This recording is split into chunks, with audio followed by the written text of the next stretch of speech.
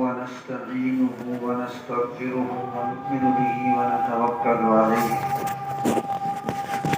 ونعوذ بالله من شرور أنفسنا ومن سيئات أعمالنا. أما بعد فقد قال الله سبحانه وتعالى: أولم نعمركم ما يتذكر فيه من تذكر وجاءكم النذير فذوقوا فما للظالمين من نصير. وقال النبي صلى الله عليه وسلم: نعمتان مغبون فيهما كثير من الناس، الصحة والفراغ، أو كما قال عليه الصلاة والتسليم. صدق الله العظيم وصدق رسوله النبي الكريم ونحن على ذلك من الشاهدين والشاكرين والحمد لله رب العالمين. محترم حاضرین کرام،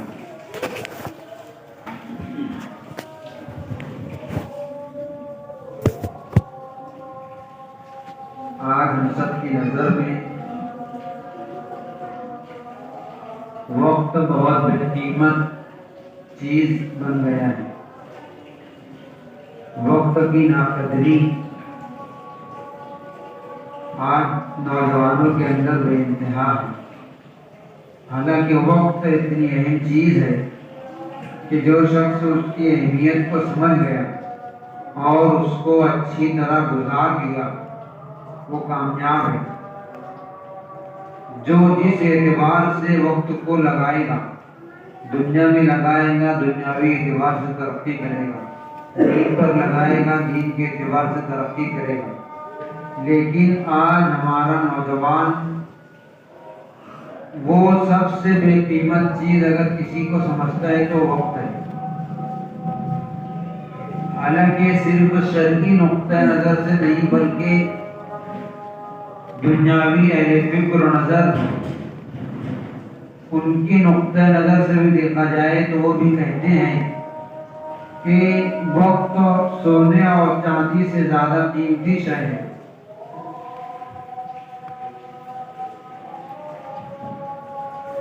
اللہ کے نبی صلی اللہ علیہ وسلم کی حدیث ہے جو بارہا آپ لوگوں کو پڑھ کر سنائی گئی: نعمتان مغبون فیہما کثیر من الناس. بہت اہم حدیث ہے. دو نعمتیں اللہ رب العزت کی ایسی ہیں کہ ان دو نعمتوں کے متعلق امت کا ایک بڑا طبقہ دھوکے میں اور غفلت میں. دو نعمتیں ایسی ہیں کہ اس میں بہت سے لوگ غفلت اور دھوکے کے شکار ہیں. وہ دو نعمتیں کون سی ہیں؟ ایک نعمت الصحت، صحت ہے، صحت اور تندرستی، اور دوسری نعمت فراغی وقت، خالی وقت. ان دو نعمتوں کے متعلق بہت سے لوگ غفلت کا شکار ہیں.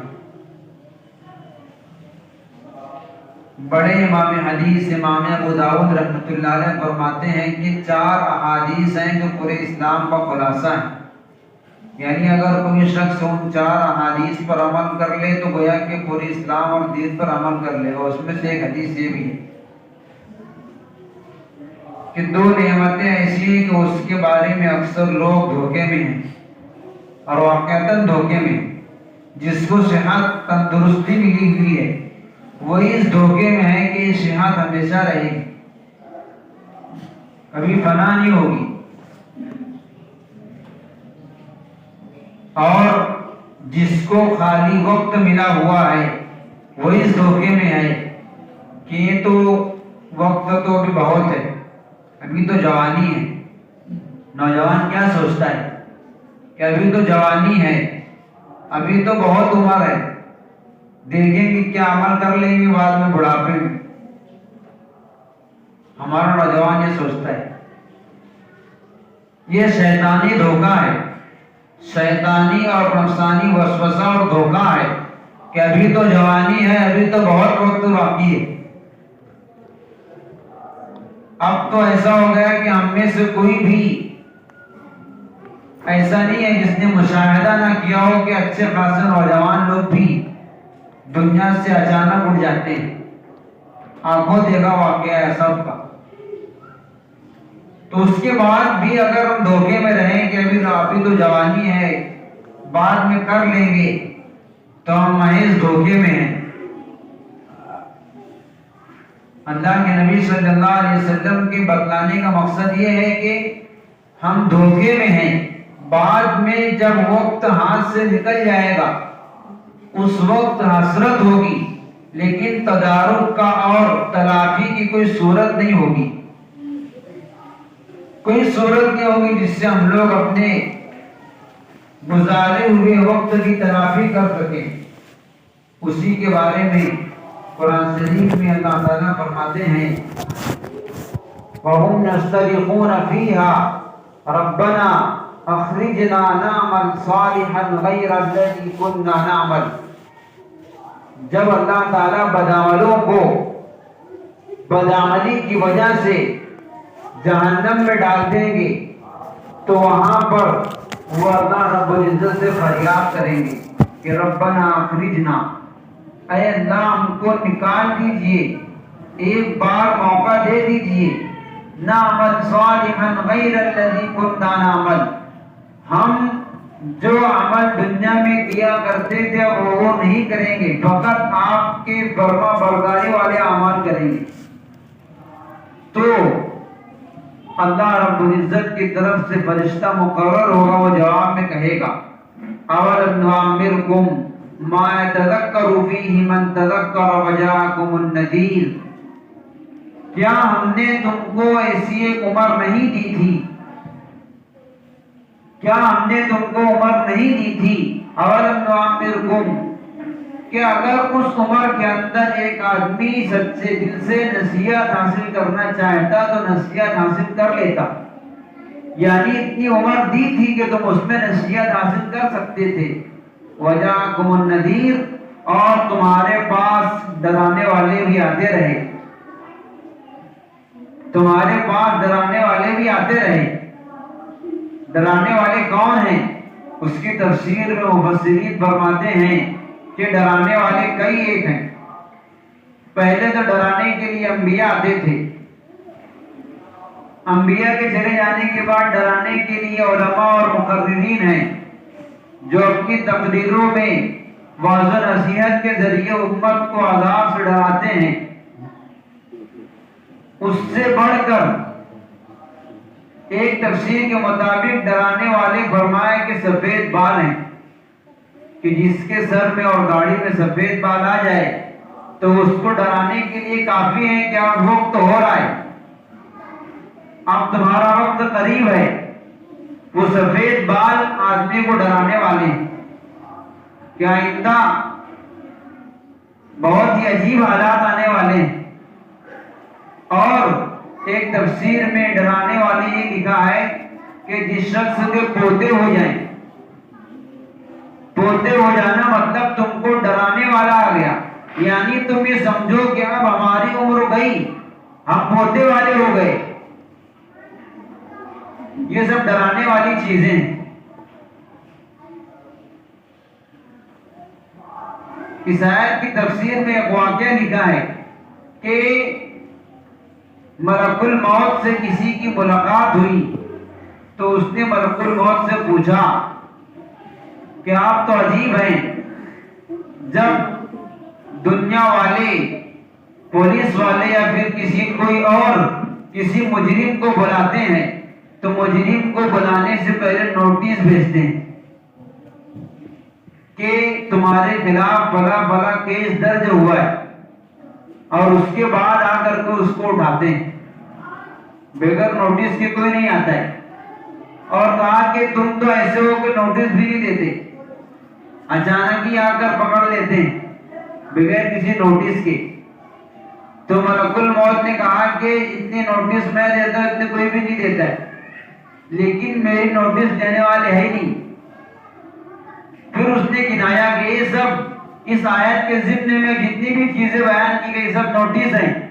آدمی کے بال سفید ہو گئے، یہ نوٹس آ گئی کہ اب قریب چلنا ہے. آدمی بیمار ہوتا ہے، یہ نوٹس ہے کہ بیمار ہو مطلب وقت قریب ہے، اس سے ڈر جاؤ. پوتے پوتیاں ہو گئی، یہ نوٹس ہے کہ اب تم کو جانا ہے. اس سے آگے اس نے کہا کہ تم دیکھتے ہو تمہارے محلے میں تمہارے خاندان میں موت ہوتی ہے. کہا کہ ہاں.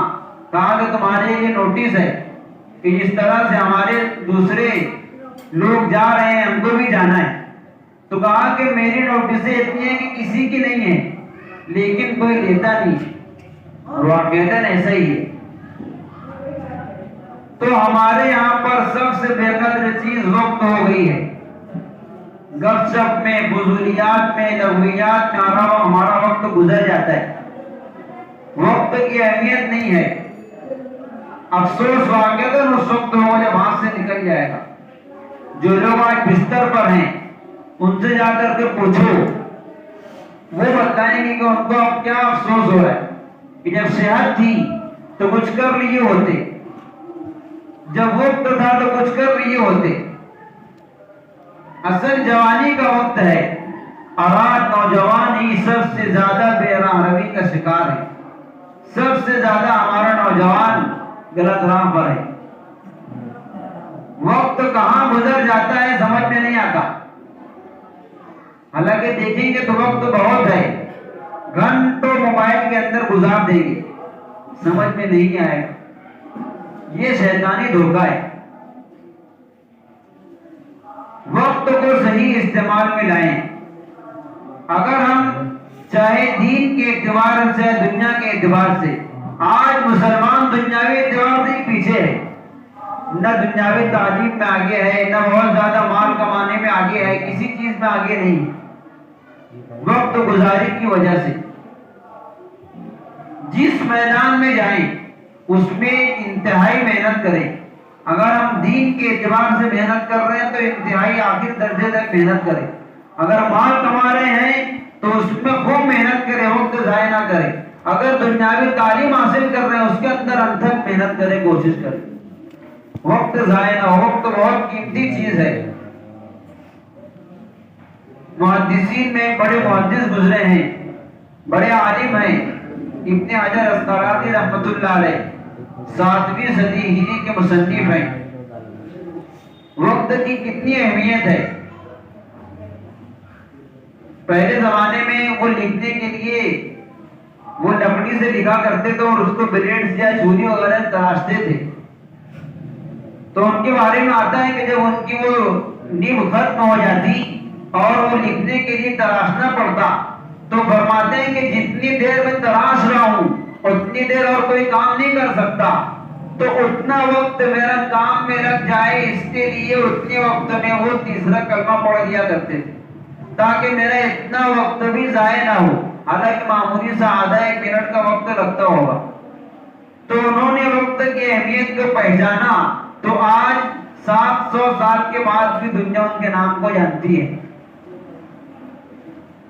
دنیاوی علوم کے اعتبار سے بھی جو بڑے بڑے سائنسداں گزرے ہیں اپنے وقت کو صحیح استعمال کیا، اس کے بعد اتنی بڑی پوسٹ پر پہنچے. کیا دنیا دنیاوی اعتبار سے ان کا نام جانتی ہے. مفتی شفیع صاحب رحمۃ اللہ علیہ جو بہت قریب کے بزرگ ہیں، مفتی تقی عثمانی صاحب کے والد ہیں. وقت کی اہمیت کتنی تھی ان کے پاس. مفتی تقی صاحب فرماتے ہیں کہ ہمارے والد ہم کو کبھی کبھی بیٹھا کر وقت کی اہمیت سمجھاتے اور نصیحت کرتے اور کہتے کہ اگرچہ بہت شرم کی بات ہے جو میں بتلا رہا ہوں لیکن تمہارے لیے نصیحت کی بات ہے. وہ کہتے ہیں کہ وقت اتنی قیمتی چیز ہے کہ جب میں بیت الخلاء میں جاتا ہوں تو وہاں پر ذہن میں یہ بات ہوتی ہے کہ اب تو زبان سے کچھ بھی نہیں کہہ سکتے، ذکر بھی نہیں کر سکتے اور کوئی کام نہیں کر سکتے، تو اتنا وقت کس کام میں آئے. تو کہتے ہیں کہ میں اتنی دیر بیٹھے بیٹھے بیت الخلاء کا لوٹا اچھی طرح صاف کر دیتا ہوں دھو کر تاکہ میرے بعد آنے والے کو اچھا محسوس ہو. تو میرا یہ کام بھی دین بن جاتا ہے. یعنی اتنے معمولی وقت ہمارا ذہن بھی نہیں کام کرے گا، ایسی جگہ پر ہمارے اکابر نے اس کو کام میں لایا ہے، اور آج ہم لوگ بیٹھے بیٹھے گھنٹوں ضائع کر دیتے ہیں۔ آج اگر یہ وقت اسی طرح گزار دیا، کل کو افسوس ہوگا، اور اتنا افسوس ہوگا کہ ہم اس کا اندازہ نہیں کر سکتے۔ اور جو ہمارے نوجوان آج بے راہروی کا شکار ہیں، موبائل کے اندر گیم کھیل کر، دوسری چیزیں دیکھ کر کے ہوٹلوں پر بیٹھ کر گھنٹے گزار دیتے ہیں، خاص طور سے وہ میری ان باتوں کے مخاطب ہیں۔ ہمیں چاہیے کہ اپنے وقت کو کام میں لائیں۔ بہت سے نوجوان ایسے ہیں کہ بچپن میں مدرسہ نہیں گئے، تعلیم حاصل نہیں کی، ابھی بھی وقت باقی ہے، تعلیم بالغاہ چلتی ہے، اس کے اندر داخلہ لے لیں۔ جو 1 گھنٹہ ہوٹل کے اوپر بیٹھ کر ضائع کرتے ہیں، وہ 1 گھنٹہ مسجد کے اندر دیں گے، قرآن شریف پڑھنا آ جائے گا۔ جو لوگ نماز کے اندر تلاوت نہیں کر پاتے، خود روئی پیش کرتے ہیں کہ ہم لوگوں کو پڑھنا نہیں آتا۔ ٹھیک ہے، پڑھنا نہیں آتا، لیکن ابھی بھی کون سا وقت چلا گیا؟ جو وقت آپ فضولیات میں صرف کرتے ہیں، اس کو مدرسے میں خرچ کریں، قرآن شریف سیکھنے پر خرچ کریں۔ ہماری مثال اس شخص کی سی ہے، ایک شخص مثال کے طور پر بہت سارا مال لے کر کے سفر میں نکلا، تھوڑا سا سفر ہوا تھا کہ اکثر مال خرچ ہو گیا، ابھی سفر لمبا باقی ہے اور مال بہت تھوڑا ہے، تو وہ کیا کرے گا؟ مال بہت بچا کر خرچ کرے گا، بہت سوچ کر خرچ کرے گا۔ ہماری مثال ایسی ہی ہے کہ عمر کا ایک لمبا عرصہ گزر گیا، بہت تھوڑی عمر باقی ہے اور ہم نے کیا کچھ نہیں۔ اب اس عمر کو اچھے کاموں میں لگا کر کے استعمال کرنا ہے، تاکہ اپنی آنے والی زندگی کو ہم لوگ کامیاب بنا سکیں۔ تو اپنے وقت کا صحیح استعمال کرنا۔ حدیث شریف میں فرمایا کہ 2 نعمتیں ایسی ہیں کہ اس کے بارے میں لوگ دھوکے میں ہیں، ایک صحت اور ایک خالی وقت۔ ہم سب اس کے بارے میں دھوکے میں ہیں۔